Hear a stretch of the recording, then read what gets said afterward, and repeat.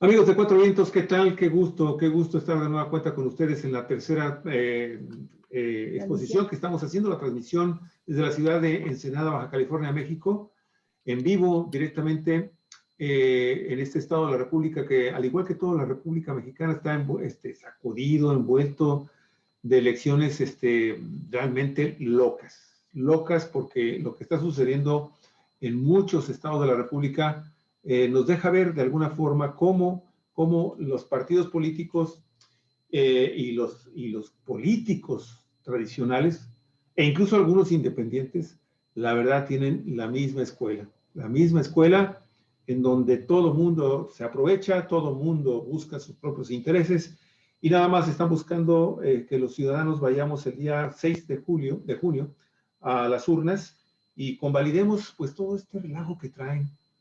Y precisamente para platicar lo que está, por ejemplo, uno de los estados emblemáticos en materia de ese tipo de batidillos entre los candidatos y los partidos, pues el estado de Chihuahua, y qué tanto mejor que platicar sobre las elecciones sobre Galicia con nuestro querido amigo, analista político de Cuatro Vientos, muchísimas gracias, académico, pues un maestro, un profesor, un periodista, que ha dado pues ejemplo del bien hacer, y eso, Servando, te lo queremos agradecer mucho, el que estés con nosotros acá en Cuatro Vientos de nueva cuenta. Olga, por favor. Gracias, Javier. Gracias, amigos, amigas de Cuatro Vientos. Y pues muy buenas tardes, Servando Pineda. Qué gusto verte. Todavía nos podemos comunicar aquí a través de esta brujería que es el Zoom. Y estamos muy contentos de que hayas tenido oportunidad. Sabemos que has estado muy ocupado.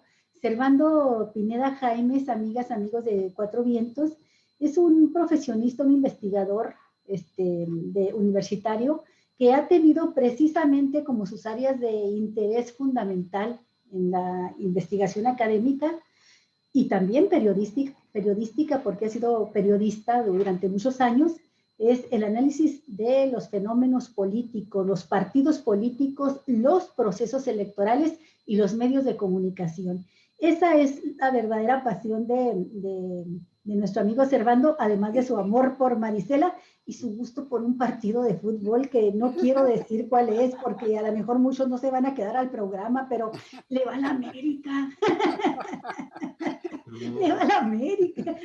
Bueno, algún efecto debería de tener nuestro queridísimo Servando. Él es jefe del Departamento de Ciencias Sociales de la Universidad Autónoma de Ciudad Juárez. Hizo su licenciatura en Ciencias Políticas allá en su tierra, en la Universidad Autónoma del Estado de México, es de Toluca, y maestro en Ciencias Sociales para el diseño de políticas públicas por la Universidad Autónoma de Ciudad Juárez. Ya empezó a componerse la cosa. Y también tiene un doctorado en investigación por el Colegio de Chihuahua. Y no les sigo porque si no se nos va el programa hablando del currículum aquí de Servando Pineda. Y la verdad es que los temas están muy interesantes. Las elecciones en general, pero en particular las elecciones en Chihuahua. Nada más nos llega la información, un día sí y otro también, de todo lo que está sucediendo en torno a las dos candidaturas fundamentales, porque allá no hay más que de esas dos sopas, los dos bloques. El que representa Maru Campos, candidata del Partido Acción Nacional y del Partido de la Revolución Democrática.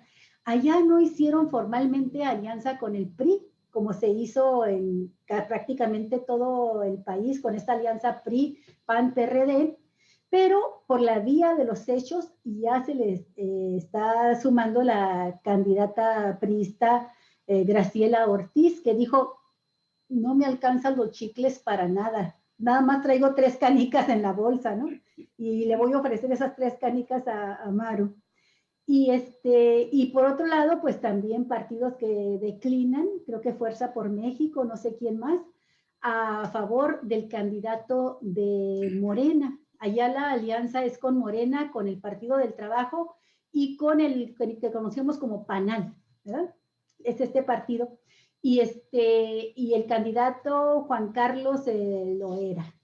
Bueno, pues, ¿cómo están las cosas entre estas dos candidaturas fundamentales a unos días ya de la elección? ¿Cómo van? ¿Cómo ves? ¿Qué se define?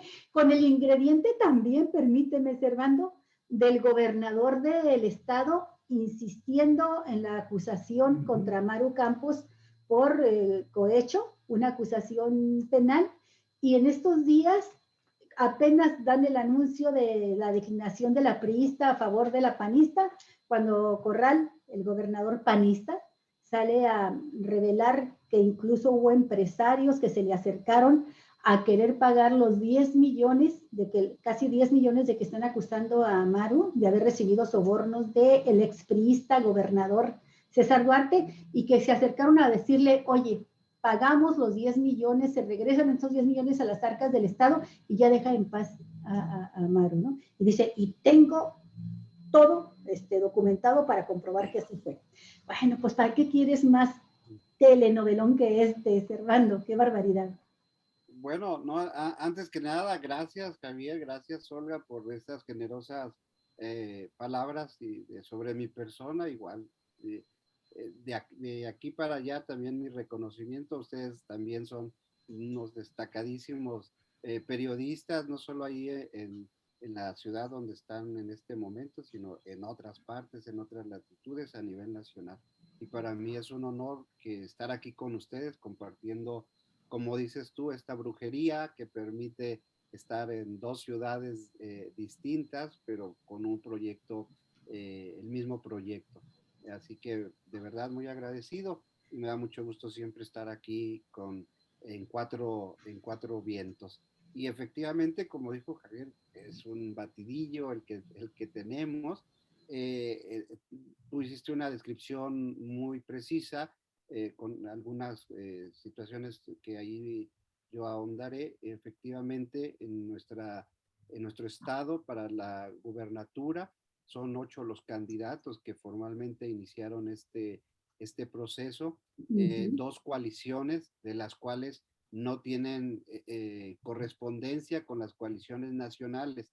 Yo en alguna otra participación que tuve aquí en Cuatro Vientos mencionaba que parte del componente que vamos a tener en estas elecciones era la posible confusión que pudieran tener los votantes al momento de ir el domingo a sufragar, porque un error puede significar mucho, ¿no? Porque las coaliciones no se, no se equiparan a nivel nacional con la estatal. A nivel, como tú lo mencionaste, aquí en Chihuahua son las dos coaliciones, pero una que se denomina Nos Une Chihuahua, nada más está integrada por el PAN y el PRD, no se agrega el PRI como sería el de Vamos por México, que es la federal, y en el caso de la otra coalición es Juntos Haremos Historia Ahora se llama Juntos Hacemos Historia.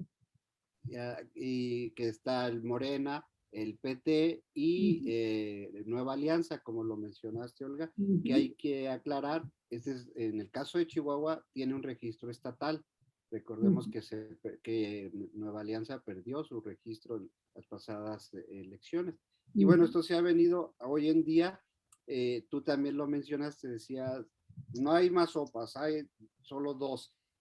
Y efectivamente seguimos aquí en Chihuahua, es una de sus características que siempre ha tenido desde que iniciamos con procesos electorales competitivos, que podríamos marcar así como una fecha clave, el 86, es decir, del 86 hacia acá, podríamos señalar como que es la etapa de los procesos competitivos. Antes del 86 solo sabíamos que era el PRI, las elecciones eran nada más convalidar al gobernador en turno y que era siempre el PRI. A partir del 86, estoy hablando federal, el proceso se da desde los 80 más o menos, cuando empiezan a ganar las primeras presidencias municipales. En el 83, ¿cómo le llamaban? La Guerra de las Aldeas.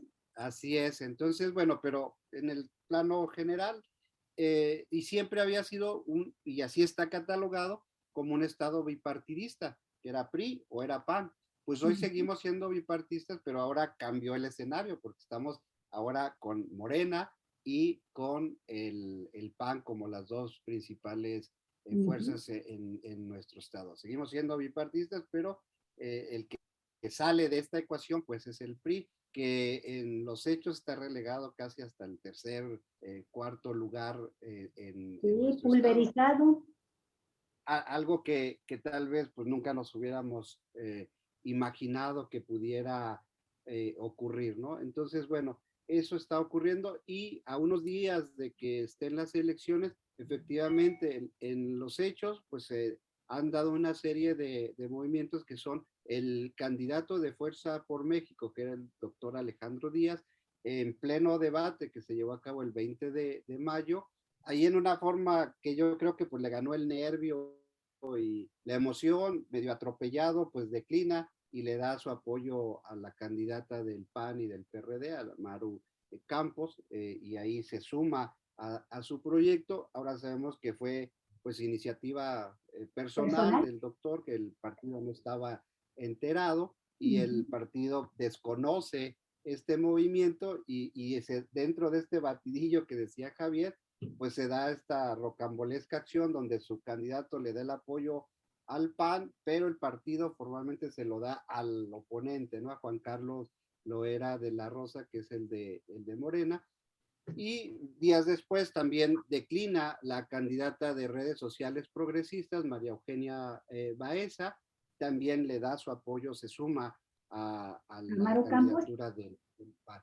Entonces, en el caso del doctor Alejandro Díaz, sí había hecho campaña, sí tenía presencia.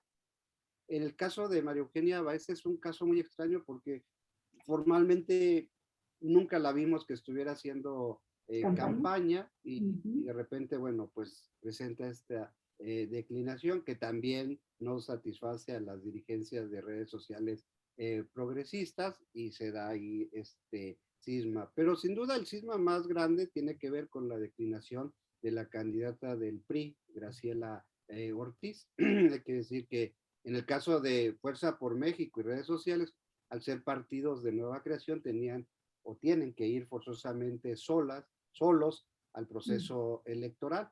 En cambio del PRI podía hacer una alianza, pero en el caso de esta elección fue solo el PRI con Graciela Ortiz, que hay que decirlo para pues, quien nos escucha fuera de aquí de Chihuahua, es una de las políticas más experimentadas que tiene el PRI. Yo podría decir que tal vez llegó tarde y en mal momento a la candidatura del PRI.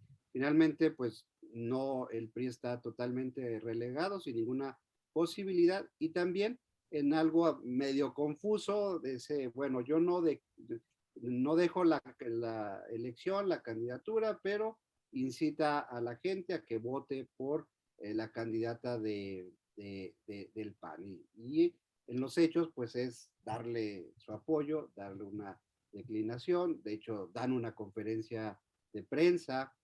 Ahí está, la estamos viendo en la imagen, en donde está el doctor Alejandro Díaz, que está ahí de la camisa amarilla, perdón, rosa, luego la candidata del PAN con el micrófono, y al lado con vestimenta roja, pues es la candidata Graciela Ortiz. Entonces, bueno, en los hechos, pues ya simplemente en la disputa queda la candidata del PAN, Maru Campos, el candidato de Morena, que es Juan Carlos Loera de la Rosa, y pues ya muy rezagado el candidato de Movimiento Ciudadano, Alfredo el Caballo Lozoya, como a él le gusta que le digan el caballo.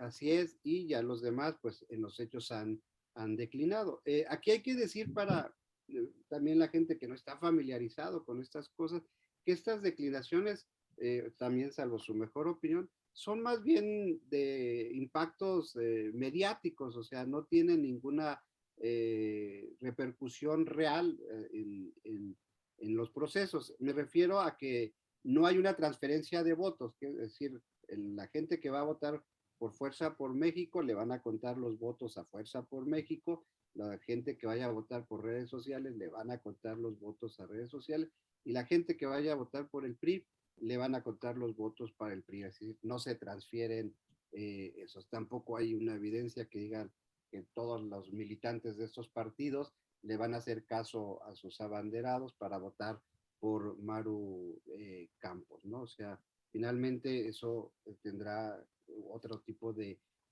consecuencias, pero eso es lo que está ocurriendo aquí en estos momentos, en donde sí, desde mi punto de vista, si se me permite decir como una frase para tratar de englobar todo esto, yo diría que estamos ante una banalización de la política, en donde ahorita hay prácticamente un mercado electoral en donde se negocian las candidaturas al mejor postor, tratando de obtener beneficios personales de parte de los propios candidatos, ¿no? Eso no es algo halagador para la democracia en esta idea de tratar de consolidarla y de avanzar, sino más bien creo que es desalentador para el propio electorado ver este espectáculo tan lamentable que se está dando en los procesos electorales, ¿no?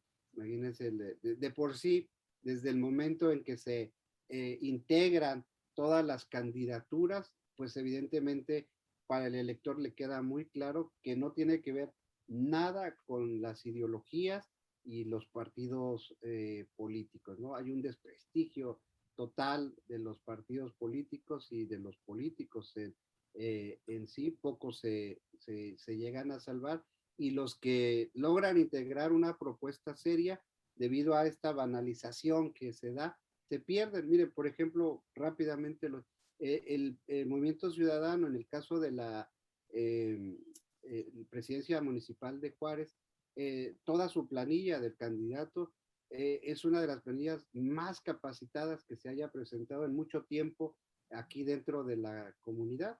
La mayoría son universitarios con posgrados, o sea, una planilla muy fuerte, muy sólida, pero que, bueno, pues lamentablemente no va a tener, hasta el momento no se ve que pueda tener posibilidades de obtener el triunfo. El triunfo Sí, le va bien ocurrir. y conserva su registro y logra meter 1 o 2 regidores, ¿no? Así es, y ya hasta ahí quedará. Y volviendo a esta banalización de la que hablo, pues lo vemos, por ejemplo, en la integración de las planillas y de los candidatos a la presidencia municipal de Juárez, donde el candidato de Morena procede de haber sido un militante destacado del PAN, luego del Movimiento Ciudadano, y luego el candidato del PAN era un destacado miembro del PRI, luego de Morena, y ahora... Y ahora por el PAN. Y así, entonces, paradójicamente, o para muchos, pues los únicos que han sido congruentes son los priistas, ¿no? Por ejemplo, Adriana Fuentes ha sido toda su vida priista. Bueno, Adriana Fuentes en Juárez, porque esta, ¿cómo se llama? Chela, pues ya no fue de esa Sí, ya congruencia. digo, no. Entonces, pero digo, paradójicamente resulta que los más congruentes pues son los priistas, ¿no? Mientras que todos los demás están en este mercado en el que se ha convertido los procesos electorales, ¿no? Oye, Servando, Ya ¿y se han cuál es la quedado a un respuesta lado. de la gente a toda esta rebatinga, a toda esta Mira, falta de principios, a toda esta falta de ética política, a esta falta de ideologías? ¿Cuál es la respuesta? Mira, yo te voy a decir una cosa ahorita antes de que me contestes, por favor. Hemos pasado como 5 barras de encuestadoras a unos cuantos días correspondientes a este mes, y todas, de repente sale Morena arriba, de repente sale el PAN arriba, y ahí se la llevan. Ya al PRI realmente lo tenían prácticamente en la tumba, pero está la polarización en estos dos candidatos, en estas dos candidaturas. Y sin embargo, cuando vemos estos circos, yo no sé cómo responde la gente en Chihuahua. mira, Chihuahua ha sido, y más Juárez, un distintivo de los últimos procesos electorales es el abstencionismo. O sea, yo creo que sí hay un gran desencanto de la gente que va a afectar en las próximas elecciones. Yo no observo que pueda haber una votación copiosa como ocurrió en la pasada elección, donde había más como ánimo, más ganas de ir a votar. Hoy se conjugan una serie de elementos. Uno es este desencanto que hay entre la gente. La segunda, y que podría ser hasta de las más importantes, pues es la pandemia. A pesar de que ya se ha avanzado mucho en esto de la vacuna y todas estas cosas, todavía no podríamos decir que ya la gran masa se ha vacunado, gran parte. Y en Chihuahua es de los estados que les ha pegado más fuerte, ¿no? Más fuerte y curiosamente, yo la verdad desconozco, hemos sido de los últimos estados en que hemos sido vacunados, ¿no? Si no es que es el último estado, entonces hay un gran rezago en ese sentido. Y miren, yo insisto, les voy a dar un dato de lo que hablo como de este desencanto. Nunca en la historia de los procesos electorales de aquí de Chihuahua, los organismos electorales, tanto estatal o municipal, habían batallado para conformar el ejército de funcionarios que organizan las elecciones, tanto como supervisores, como capacitadores electorales. En estos momentos, bueno, hoy no sé si ha variado esta cifra, pero se tenía un déficit de 700 personas que hacen falta para poder atender las elecciones. Esa es una cifra que nunca se había tenido. Siempre se daba el lujo, vamos a decirlo así, hasta de hacer pruebas y seleccionar a la gente que iba a participar, porque de 700 que se necesitaban tenían hasta 3,000 solicitudes. Hoy no se pueden completar ni siquiera los 700, a pesar de que hay un pago, ¿no?, para realizar estas actividades. Entonces, eso para mí es un síntoma de que algo no está funcionando. No prende, Oye, Servando, ¿y quién sale ganando con el abstencionismo? Mira, esa es una buena pregunta, ¿no? Que tendríamos ahí que variar la ecuación, porque antaño era muy sencillo, o se había probado que cuando había abstencionismo, el partido que se beneficiaba pues era el PRI, por la misma estructura que tenía, porque el famoso voto duro era el que salía a votar y que con eso ganaba. Pero hoy pues esa ecuación se ha roto, ¿no? Tendríamos que ver en este escenario tan competitivo y a dónde se va a ir esta parte, si al PAN o hacia Morena. Ahí creo que la primera línea que podríamos tener es la estructura electoral de cada uno de los partidos políticos. Y en ese sentido, a primera vista o en un primer análisis, podríamos decir que es el PAN quien tiene una mejor estructura, pero porque Morena es un partido reciente, de nueva creación, pero aquí al menos ha quedado claro que, y además debido pues a las prerrogativas y esto, que Morena trae el dinero, que no tiene en este momento también el PAN, y sí se ha visto que ha podido conformar una buena estructura. De hecho, si ven los datos, Morena es el único partido a nivel nacional que pudo registrar hasta 3 representantes por casilla con sus respectivos suplentes. O sea, teóricamente él tiene 6 personas por casilla, algo que nunca había, ni el PRI en sus mejores momentos, ¿no? Entonces habla también ya de que hay pues mira, esto último que mencionas, Armando, me parece muy interesante porque ya en otros programas tú nos habías hablado de la debilidad estructural de Morena y decías que ahí va a estar la desventaja, ¿no? En la defensa del voto, en las casillas. Pero yo lo escuchaba y decía, bueno, pues debe ser una realidad, la de Chihuahua, diferente. Pero aquí en Baja California, con todo y que es muy nuevo del Morena, como en todas partes, se logró desde el 2018 una estructura electoral tan fuerte que permitió cubrir mucho más porcentaje de casillas, prácticamente todas, muy superior a lo que logró el PAN y el PRI, a lo que lograron esos partidos. Y tiene que ver, en el 2018 tenía que ver, por supuesto, con el entusiasmo de la gente por la candidatura de López Obrador, que no tenían que ir a buscarlo, nada más ponían un aviso en el Face, en sus muros, en sus redes sociales. Nos están haciendo falta representantes de casilla para los distritos tales y ¡pum! La gente iba voluntariamente, ¿no? Asistía para ir como representantes de casilla y los órganos electorales igual tuvieron buena participación. Pero esto último que señalas, de cómo nacionalmente se mostró esa fuerza ya del partido emergente en Morena, pues creo que es el contraste entre la debilidad estructural y un voto consistente de apoyo a Morena. Ese voto, esos que van a votar por quien sea, también pensando en que así apoyan a López Obrador. Creo que ese fenómeno se puede reflejar en esa cobertura, ¿no? Por otro lado, el fenómeno demoledor del 2018 respecto a los partidos PRI-PAN, que los aplanó, los dejó por el suelo, y que fue el voto del electorado que ya no más PRI, no más PAN a nivel nacional, estoy hablando, también se refleja, creo yo, en la dificultad que han tenido para sacar a sus representantes de casilla. Aquí estaba gobernando el PAN hasta 2019 y no tenían representantes de casilla, no pudieron sacar representantes de casilla por el hartazgo que tenía la gente, ¿no? Creo que este fenómeno vale la pena mencionarlo. El otro, Servando, que quiero poner la atención ahí, es que sí, la palabra que tú has estado utilizando, el término banalización de las elecciones, creo que es válido también lo que reiteradamente menciona Javier, ¿no? De este cambio de partidos, de candidatos de uno a otro, y que la gente se queda, bueno, pues ¿qué pasó? Que no iba con otras siglas y ahora está llamando a votar por el otro.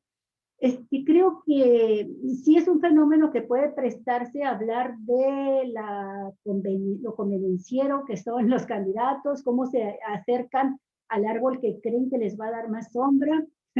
Y sí, es criticable, sin duda. Pero también es cierto que refleja otro fenómeno más a fondo.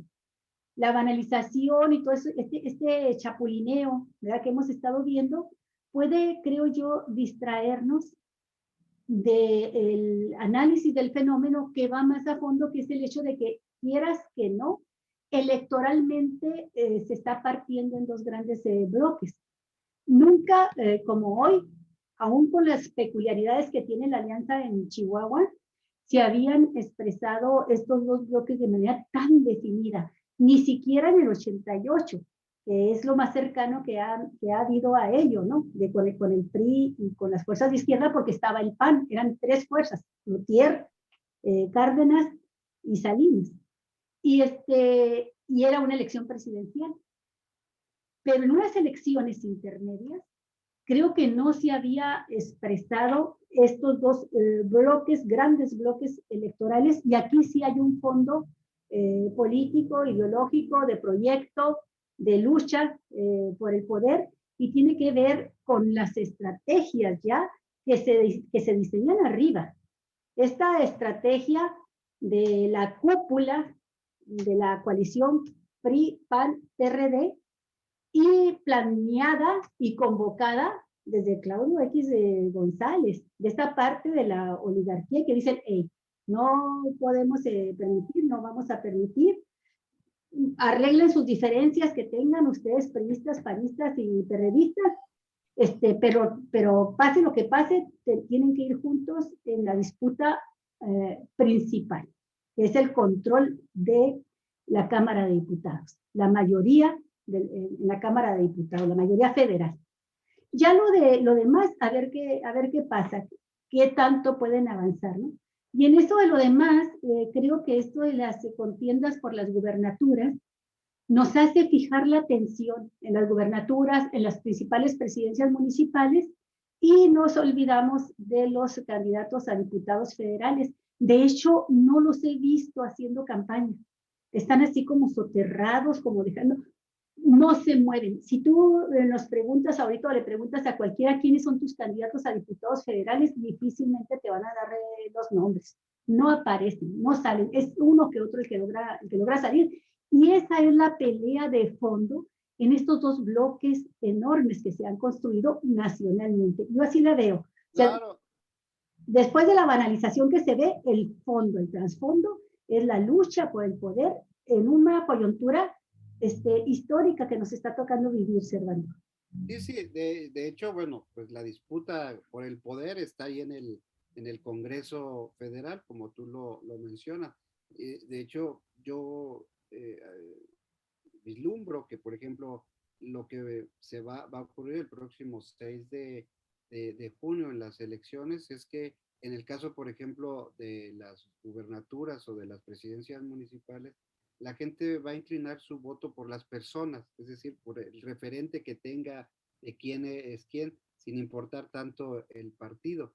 Pero sin embargo, en el caso de los congresos locales o el Congreso Federal, como no tenemos ese referente, ahí sí va a pesar mucho el partido. O sea, como no sé quién sea, bueno, pues yo me inclino por Morena, pues voy a votar todo Morena, o soy panista, voto todo PAN, soy priista, porque efectivamente, como tú dices, bueno, pues si nos dicen ahorita quién es el candidato o candidata de federales, difícilmente lo podemos visualizar. Ubicar. Imagínate, aquí en Juárez, bueno, federales son 4 para el Congreso Federal, y para el Congreso local son 9 los candidatos que hay, y en el cual por lo menos 2, 3, 4 son mismos, o sea, un federal y un local, para poder diferenciar cuál es local y cuál es federal, cuando los nombres que llegan a surgir, pues han estado en uno o en otro, ¿no? O sea, me viene a la mente ahorita Daniel Álvarez, ¿no? Que va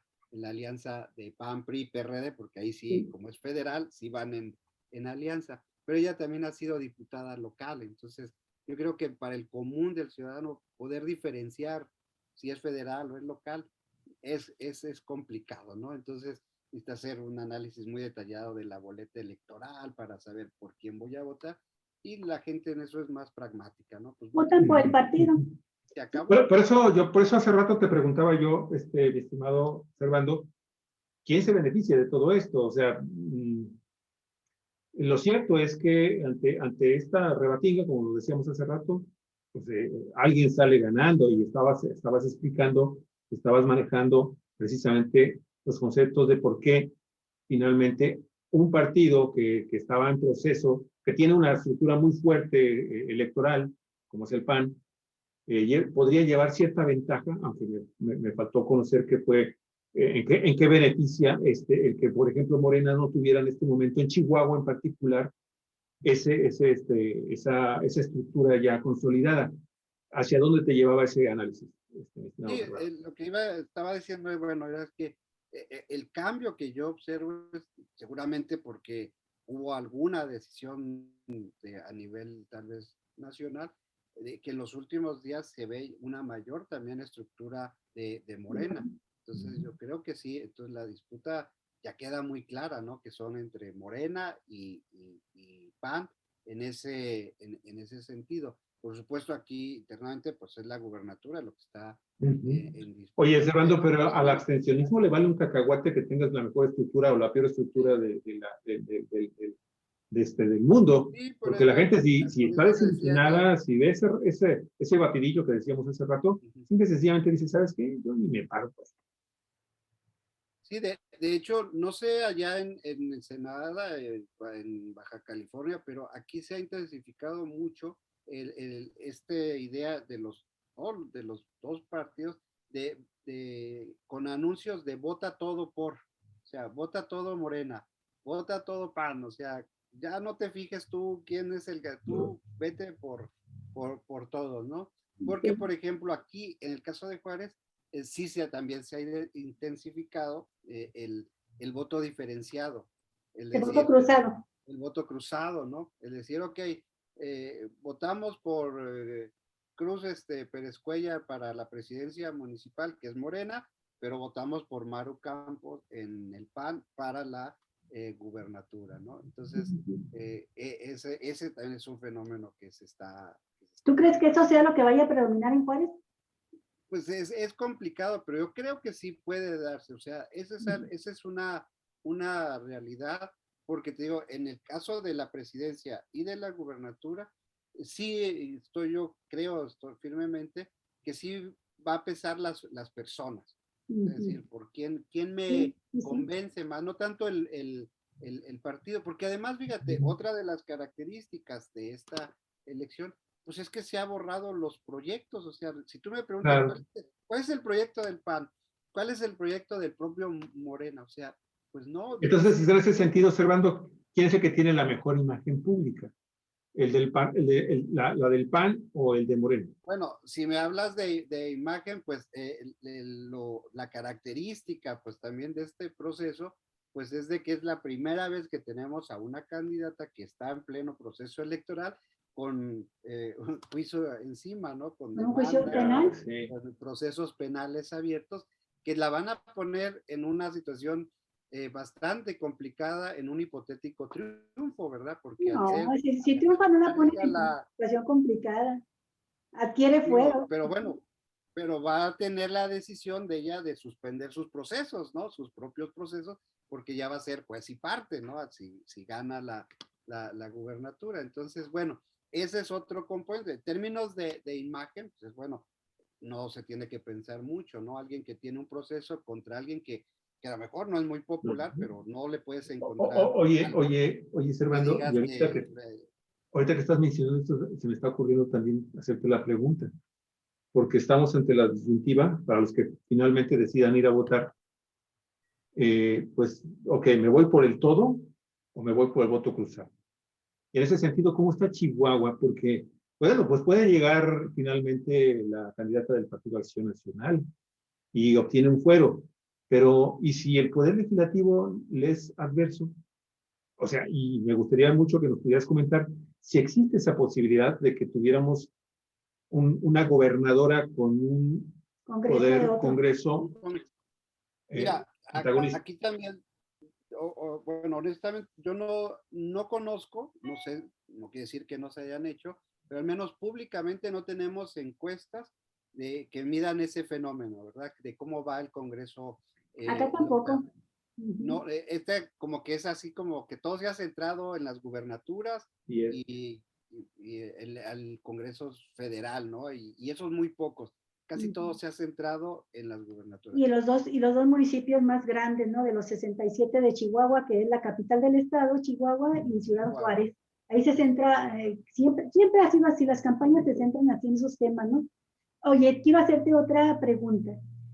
¿Cómo ves tú la reacción del priismo? En esta elección donde Chihuahua tiene esta peculiaridad de que el PRI no fue en alianza de PRI-PAN, de PRD, con las candidaturas estas de la alianza Va por México, va por Chihuahua, va por Baja California, incluso ya tienen otro nombre, la coalición. El hecho de que Graciela Ortiz decline, dijiste tú hace un momento, ella o cualquier otro partido, candidato, no significa que los electores vayan a votar por la candidatura por la que están declinando, y al votar por su partido se van a sumar por su partido, no se les suman a la otra candidata a la que están apoyando. Quiero saber tu opinión de cómo ves tú a ese priismo que se había quedado fuera de coalición y que se sentía así identificado con Graciela, así como la patria de partido, ¿verdad? El PRI no desaparece, vamos a dar todo a pelear por nuestro partido, por conservar registro, por ganar la mayor cantidad posible de posiciones que tengamos, aunque no se gane la gubernatura. Y te lo pregunto porque acá en Baja California sucede algo interesante.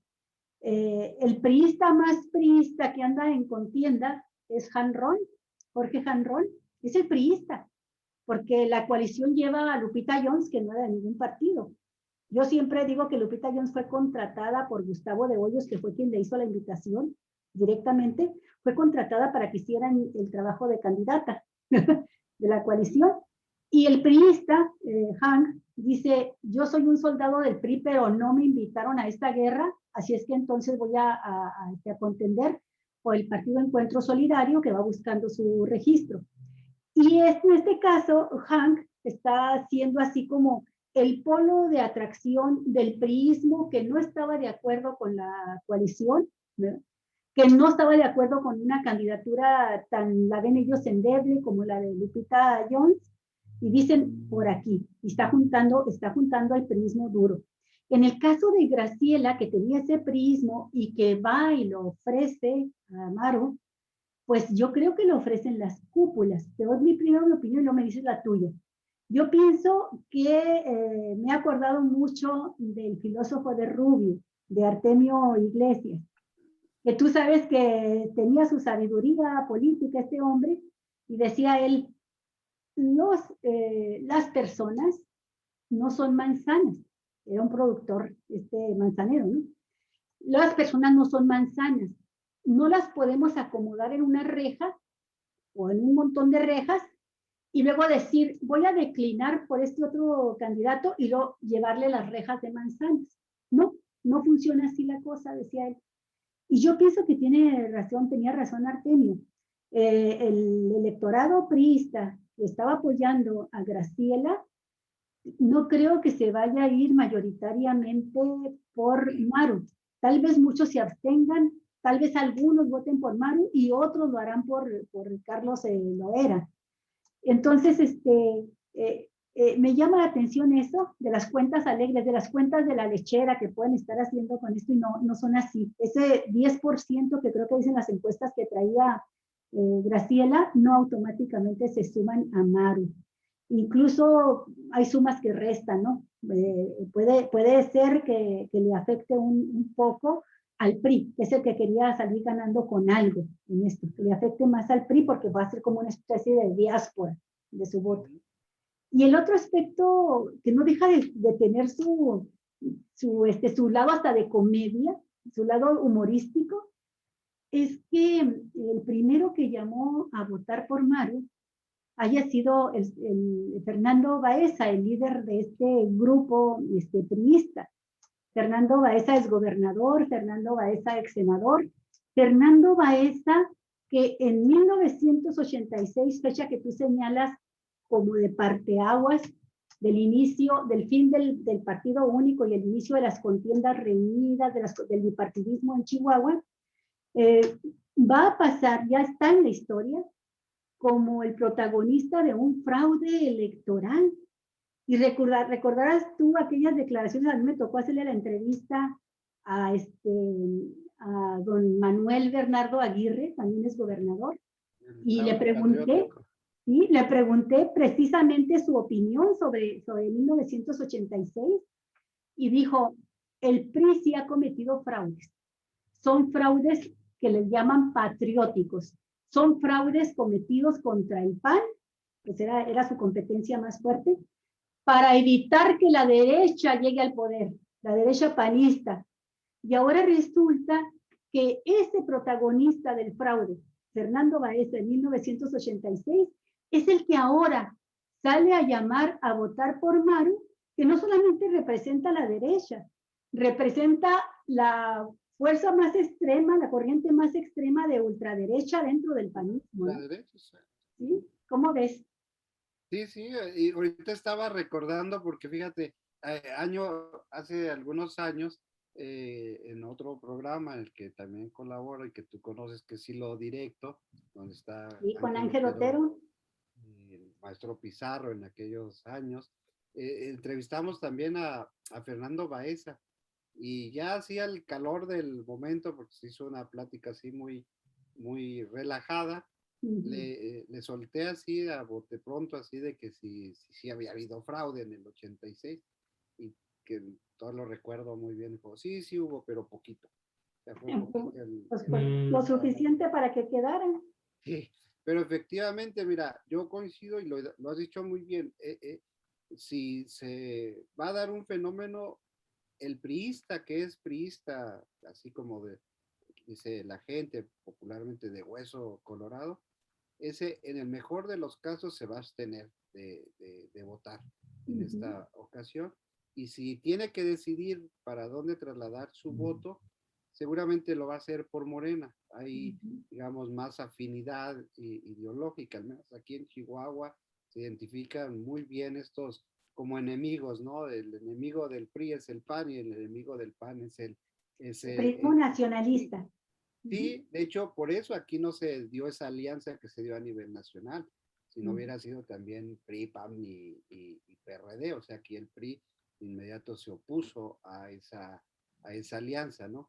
Entonces sí creo que ese fenómeno sí se pueda, si van a transferir, a pedir ese voto, que no hay manera de obligarlos, ¿verdad? Obviamente, tendría que, tal vez se vería más beneficiado el candidato de Morena que la propia candidata del PAN en ese sentido. Pero yo, más que nada, yo observo por eso hablaba como de ese desencanto, el de que la gente optará más bien por el abstencionismo, abstenerse de ir a votar ante esta decepción que han significado los partidos políticos, concretamente aquí en Chihuahua, ¿no? Donde se ha dado pues un espectáculo realmente lastimoso en ese sentido. Y luego incluso también para mí, bueno, no sé si inexplicablemente, pero una característica, y ustedes lo saben muy bien, es que en esta ocasión pues las campañas han sido más cortas, el tiempo de las campañas de 60 o 30 días para el caso de las presidencias municipales,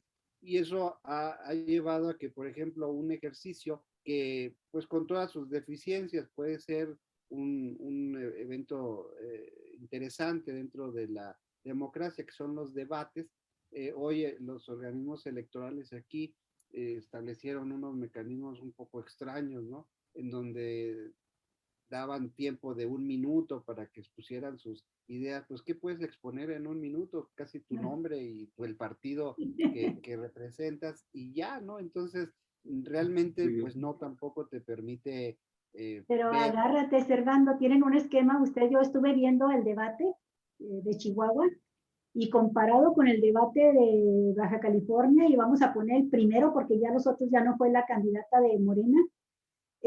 No, en Chihuahua hubo debate comparado con lo que sucede acá. Acá es verdaderamente aberrante el esquema que tienen y parece hecho para que se luzcan los conductores que invitan ahí a unos periodistas a conducir y salen más lucidores los conductores que los debatientes. Sí, sí, bueno, no lo conozco el esquema que llevaron allá a cabo, pero bueno, aquí finalmente no permite pues el que haya un planteamiento real de De ideas, propuesta. de proyectos y de propuestas. Incluso es tan poco el tiempo que se les da que incluso ni siquiera les da tiempo de atacarse, o sea, apenas se cuentan la grosería y se tienen que quedar a la mitad, ¿no? Porque ya se les acabó el tiempo. Entonces, bueno, eso no ayuda Pero es que mucho. además como haces un debate con 8 debatientes, Sí, Es una tontería. son muchos los que hay, pero los también, candidatos.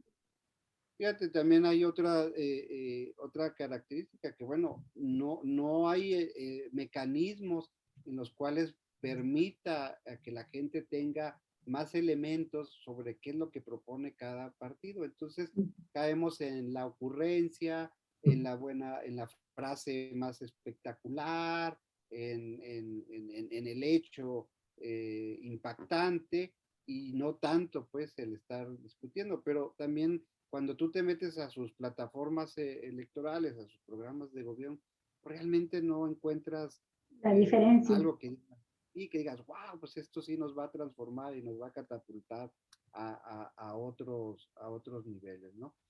Más bien, fíjate, lo curioso que a mí sí me llama la atención como analista y espero poder tener alguna respuesta cuando pasen las elecciones. Miren, hace algunos años, ustedes lo conocerán, Alberto Asís Nasif escribió un libro en donde analizó el gobierno de barrio y una de sus conclusiones era que el gobierno de barrio había sido un buen gobierno en términos del trabajo que realizó y que finalmente había sido mal evaluado por los ciudadanos porque todas las elecciones las perdió, tanto las elecciones intermedias, y no pudo retener la propia gubernatura, ¿no? La pierde en manos del PRI, tiene que regresar la gubernatura a manos del PRI. Entonces, en síntesis, dice, bueno, era un buen gobierno, pero que el pueblo pues lo evaluó mal en las elecciones. Y ahora, si seguimos esa lógica, en teoría estaríamos ante un mal gobierno de Javier Corral y en el hipotético caso de que ganara Maru Campos estaríamos pensando que entonces la gente estaría evaluando bien a ese gobierno y dándole el triunfo a la candidata del PAN en una situación donde el PAN pues está partido, está roto completamente, ¿no? Donde el gobernador del estado emanado de ese partido enfrenta una acusación o está a cargo de llevar a la cárcel a quien considera que ha cometido delitos, ¿no? En ese sentido. Ese es como otro de los ingredientes que me llaman la atención en esta elección que está próxima a realizarse. En donde, por cierto, hoy sería, ahorita que estoy viendo las fotos que están poniendo, también hoy es el debate de los candidatos a la presidencia municipal, ya casi al cuarto para las 3 de la tarde, porque hay que recordar que las campañas ya deben cesar el 2 de junio, previo a lo que se conoce ahí como el periodo de reflexión o veda electoral para las elecciones del 6 de junio. Oye, también, Servando, me gustaría ver en tu análisis cómo se ha estado comportando los grupos delincuenciales con los candidatos. ¿Han existido candidatos amenazados? ¿Están bajo resguardo de la Guardia Nacional? ¿Ha habido atentados? ¿Ha habido desaparecidos? ¿Alguno de los candidatos se bajó ya de la contienda electoral? Oye, porque nada más déjame, lo que sucede es que ahorita acaba, eso te lo comento y te lo pregunto también porque cae una jiribilla. Hace unos 15 minutos aproximadamente, los medios de comunicación en el país, no sé si tú ya los viste, pero están anunciando que Mario Delgado Carrillo, el dirigente nacional del Movimiento de Regeneración Nacional, denunció que hombres armados lo detuvieron a él y a su equipo en la carretera de Tamaulipas. Todos están bien. Él coincidentemente estaba haciendo una videoconferencia, una cosa así, y justo cuando se le aparecieron ahí al ladito del automóvil estos hombres armados, y que luego se le pusieron adelante y los detuvieron, pues se tomó el video de estas personas, en donde también escribió: nos acaban de detener apuntándonos con armas largas en la carretera en Tamaulipas, entre Matamoros y Reynosa. Eso lo publicó a la 1:30 de la tarde, tiempo de acá del norte de la República, de Tamaulipas, en su cuenta en Twitter. O sea, así se está poniendo de complicado, mi estimado Servando, el tema de la inseguridad y la violencia electoral. Pero me gustaría si pudieras concentrarte en el tema de Chihuahua. ¿Cómo está? Bueno, si hiciéramos una comparación, creo que no. Tamaulipas me parece que es un caso extremo o emblemático en el país en cuanto a los temas de seguridad, con mucho ya rebasado aquí específicamente a Juárez, que llegamos a ser pues catalogada la ciudad más peligrosa del mundo, pero en términos generales, pues, ya lo había mencionado en alguna ocasión, este tema de la violencia y la inseguridad electoral y política se da más o se está dando más en la sierra. De hecho, hay 25 municipios catalogados como focos rojos en términos de violencia, y el último reporte que tengo, no tengo la cifra actualizada, 8 candidatos de distintos niveles que se han postulado están bajo custodia de las fuerzas estatales, ¿no? Resguardando su seguridad. En términos generales, creo que, como decía, la situación de violencia, y que no es reciente, hace muchos años que lo padecemos, es en la sierra, y más concretamente pues en el sur del estado, donde se da esta situación, en este triángulo que formamos con Durango y con Sinaloa y Chihuahua, ¿no? Que es el triángulo que... Ajá. Pues mira, esta escena que estamos viendo aquí, mi estimado Servando, es lo que acaba de ocurrir hace unos cuantos minutos atrás en Tamaulipas con Mario Delgado. Hombres armados, ahí está la información, y él alcanzó a tuitear, dice: estamos aquí en Matamoros, pedimos apoyo a la Guardia Nacional, estamos en Matamoros rumbo a Reynosa, y sube este video, ¿sí? En donde pues está denunciando la agresión de la cual pues aparentemente pues son víctimas, ¿no? Ahí está con el rostro bastante desencajado, se le ve bastante preocupado a Mario Delgado en ese momento, diciendo pues lo que estaba sucediendo, ¿no? Y esta situación es muy lamentable. Ahí está subiendo el video, ahí están las personas, se ven como están interrogando, están deteniendo, de hecho están detenidos ahí ya en el gabinete de Mario Delgado, y ahí estamos viendo la escena justo en que tienen este diálogo. Parece ser que ahí están negociando. Déjame ver si voy a agarrar el sonido. No sé si lo alcances a escuchar, te lo voy a acercar.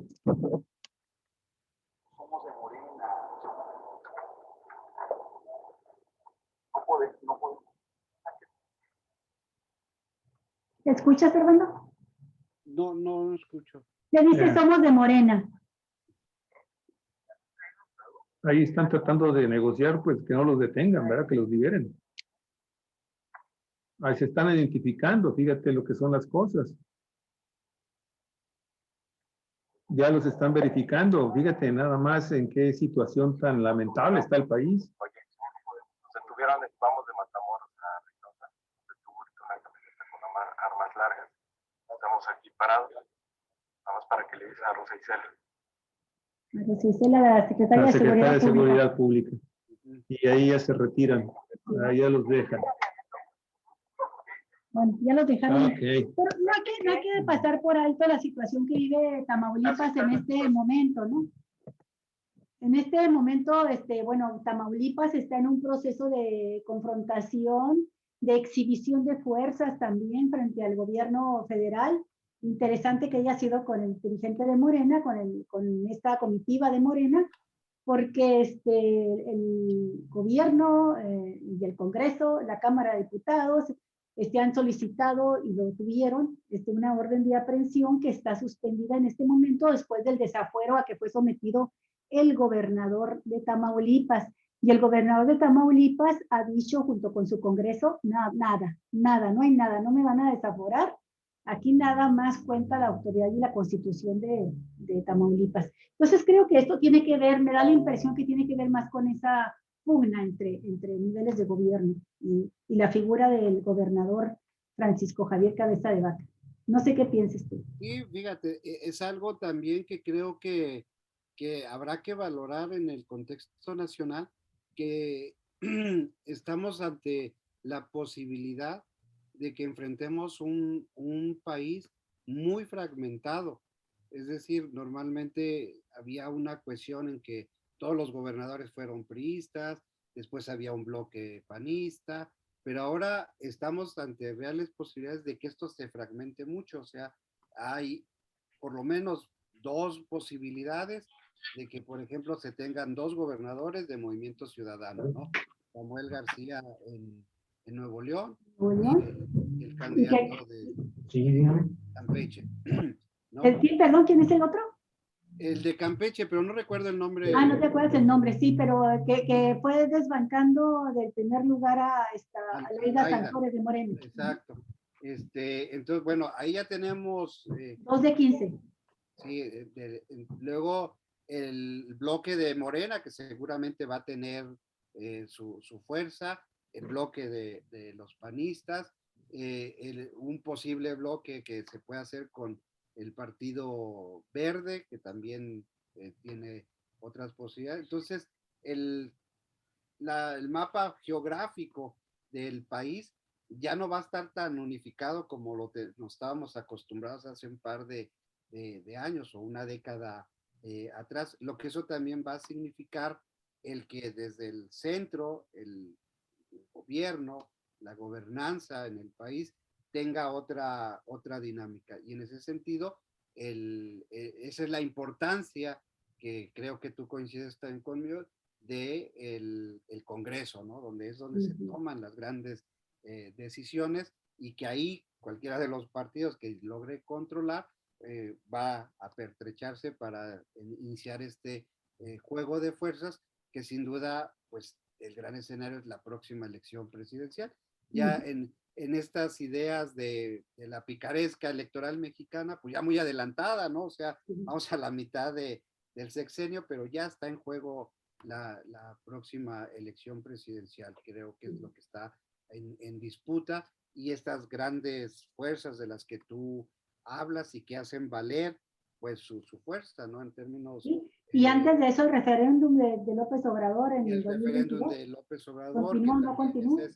ese es otro elemento que ya está en marcha, por cierto, en los procesos para dar con los tiempos. Y que La estrategia está trazada ese para será de ambos lados. otra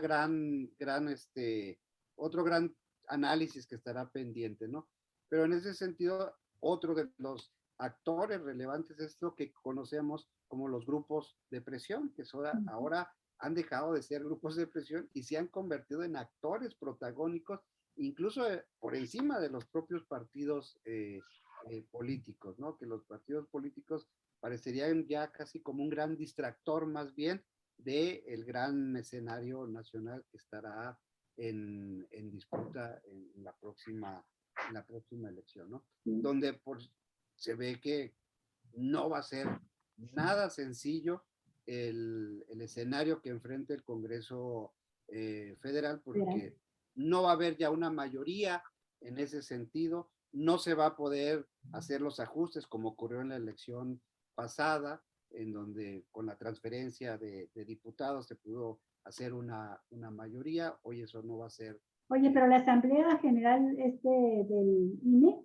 rechazó la propuesta de cambios de última hora para definir esto que estaban proponiendo Lorenzo Córdoba y Ciro Murayama, de acotar lo de la transferencia de diputados, ¿no? Sí, bueno, yo ahí me refiero nada más pues a lo que marca la ley, ¿no? De que no puede haber una representación superior al 8%. Una sobrerepresentación del 8%. Una sobrerepresentación, ¿no? Que eso, si tú recuerdas, viene de algo muy viejo que era la famosa cláusula de exclusión. De gobernabilidad. De gobernabilidad, perdón, en donde decía, bueno, pues que le pongan tantos diputados hasta que obtenga la mayoría, ¿no? Entonces, bueno, pues son parte de los ajustes y que va, mi temor, a lo mejor un poco romántico si lo quieres ver, es que al final quien va a pagar los platos de este desastre, pues va a ser el pueblo de México. O sea, los que andamos a pie. De los que andamos a pie, porque otra vez va a ser muy difícil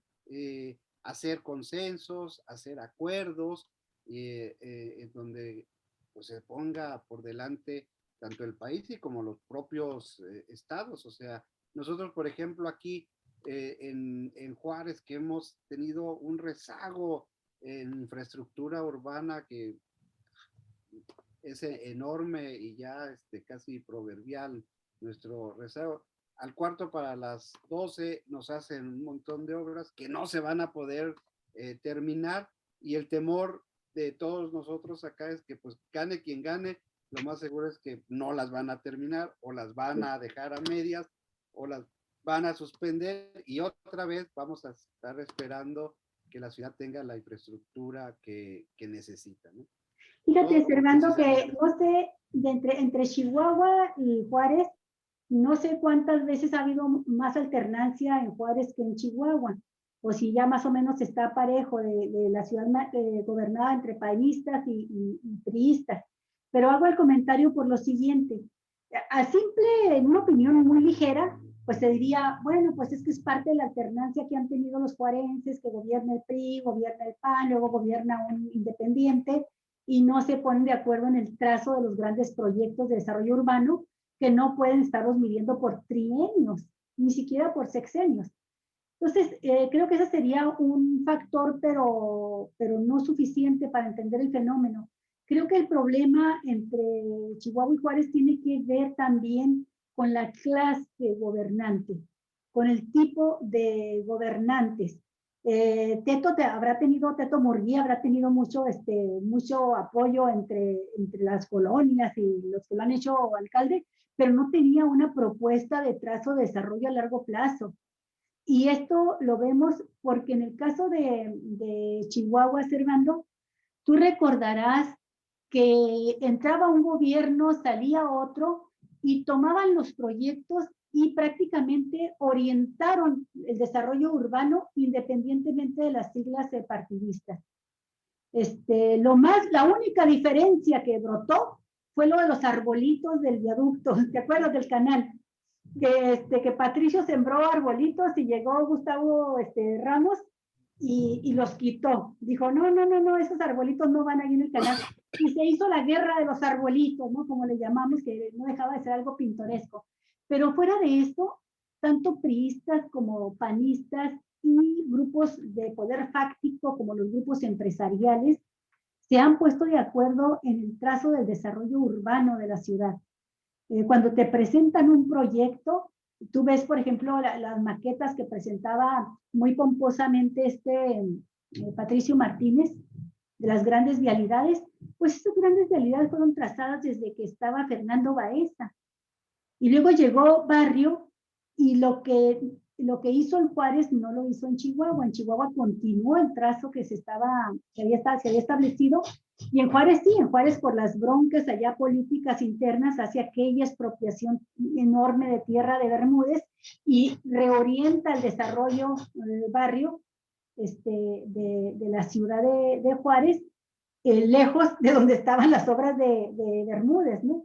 Entonces creo que esta rebatinga de poder hasta venganzas en Juárez y falta de visión de un proyecto que trasciende las siglas partidistas es lo que ha afectado a Ciudad Juárez. No sé qué piensas. Sí, esa es una característica y también que aquí en Juárez, perdón, perdón, ha sido siempre controlada por los principales constructores de la ciudad que se han disputado como un territorio, ¿no? Y son los grandes patrocinadores, son 5 o 6 familias que tienen grandes extensiones como los antiguos terratenientes y que orientan el desarrollo de la ciudad de acuerdo a esas necesidades que no necesariamente obedecen bueno, aquí lo más pisoteado aparte de la ley, pues son los famosos planes urbanos que se desarrollan, ¿no? Que tú los ves en el papel y somos ciudades del primer mundo, ¿no? Pero que nada más son para presentarlos, cumplir con el requisito y al final de cuentas ves cosas aberrantes como tener un desarrollos habitacionales donde tienes casi a 100,000 personas y rodeado de maquiladoras y con una calle nada más para salir a la principal vía de acceso, ¿no? Dices, ¿cómo es que ocurrió esto? ¿Cómo es que a alguien no se le ocurrió hacer calles más grandes para poder, o con otro tipo de salida? Pues no, así ocurre, ¿no? O sea, Sí. porque así se ha dado el desarrollo. Y esos son los principales patrocinadores de los principales partidos Así políticos. es, exactamente, de los candidatos. Y a propósito de eso, yo veo que a nivel de grupos de gran poder político cerraron filas con Maru dentro del panismo y el abanico que representa, ¿no? He visto en Chihuahua lo que no he visto en otros estados. No sé si le ayuden siempre, en algunos casos le habrá de perjudicar más de lo que le ayuda, pero personajes como el mismo Felipe Calderón y otros personajes del panismo nacional y de empresarios cerquita de Maru arropándola. Ahorita está oyéndose un ruido. Nada más vamos a tener que cortar porque vinieron a trabajar, pero observando estos grupos de poder económico, cómo se están expresando en esta campaña entre los dos contendientes más fuertes y cómo va a quedar Corral después del 6 de Mira, yo creo que estos apoyos de los que tú hablas de personajes nacionales son más anecdóticos que realmente signifiquen algo o transfieran, ¿no? Aquí realmente pues lo que cuenta son esos grandes empresarios que son los que patrocinan, apoyan y que deciden mucho sobre la ciudad, ¿no? Y a lo largo de la historia política de nuestra ciudad, de nuestro municipio, del propio estado, tú lo sabes, lo hemos visto, le apuestan a Dios y al diablo, ¿no? O sea, eso es una característica eso sigue igual. muy clara, no ha variado, sigue igual en ese sentido. Quizás ahora tienen que patrocinar a más, ¿verdad? Porque bueno, al haber más partidos políticos, bueno, algo debe quedar, pero sobre lo otro no tienen, yo creo, más bien estoy seguro que no hay ningún ningún impacto importante en ese sentido de que venga Calderón a darle, o sea, digo, ni para, más que para la foto, ¿no? Decir, bueno, pues vino Calderón y se tomó la foto con Maru pero hasta ahí, no, desde mi punto de vista no significa gran cosa en términos electorales. O sea, Bien. aquí la disputa está a ras en la calle y en las casillas, en donde el partido que Una tenga disputa esa territorial, vamos a decir. exacto, la disputa de que pueda cuidar las casillas, que pueda estar. Y otra cosa, perdón, y ya rápido así, algo bien importante, eso sí va a ser, es quien tenga también una excelente estructura jurídica.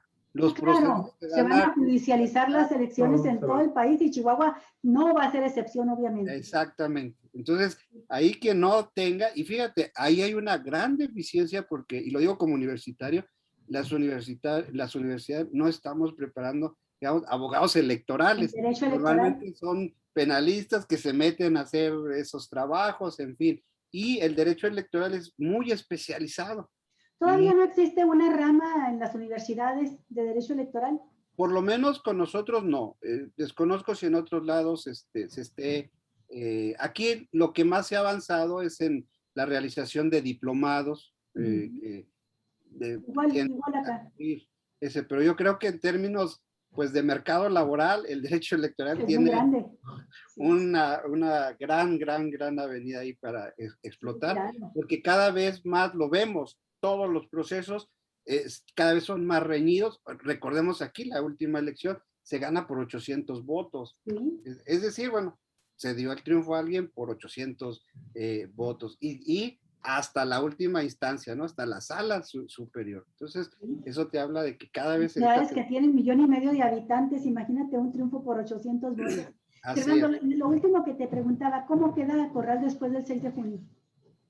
Híjole, esa es muy buena pregunta, pero me parece que no tendría ya como mucha cabida en el PAN. Lo dejamos para no tendría mucha cabida, mucha capacidad de maniobra, ¿verdad? Sí, creo que su destino está en otro lado, ¿no? ¿Gane el de Morena también? Gane quien gane. Gane quien gane, porque bueno, el rompimiento al interior del PAN está muy... Sí, eso está declarado. Claro, está declarado. Quizá le vaya menos mal si gana Morena, porque con Maru ya es odio, ya visceral. Sí. O sea, si gana Maru, pues creo que está claro cuál sería su destino, ¿no? Incluso muy complicado, yo lo vería, ¿no? En ese sentido. Si gana Maru, lo mandan a Siberia. Oye, Servando, nos va a tocar el primer viernes después de las elecciones. No vayas a hacer ningún compromiso, ¿eh? Porque, ya está. ¿sí? Para que estés con nosotros. Para estar aquí. Primer viernes de junio después de las elecciones. Y me temo que vamos a tener cara de sorpresa. Ay, por eso te quiero ver. Cara de sorpresa. Con tal que no nos pongamos la cara de que traía ahorita Delgado. Sí, que estamos espantados ahí. Mientras tengamos cara de sorpresa está bien y no cara de llorar. ¿Quién sabe quiénes vayan a llorar? ¿Quién sabe? Va a decir, gracias. Se fue, como diría aquel, se fue al carajo, ¿verdad? Y así es. Al carajo. Hacer otro gracias, Servando, muy amable. Muchas gracias, Servando. Nos están arreglando un techo que nos goteamos. Entonces, no te preocupes. Por eso es que tenemos que terminar. Un abrazo, hasta luego, que siga bien. Hasta Por eso terminamos, amigos, las transmisiones el día de hoy y toda la semana. Hasta el próximo lunes. Cuídense mucho. Hasta luego. Hasta pronto. Y buen provecho a todos. Bye bye. Luego. Bye.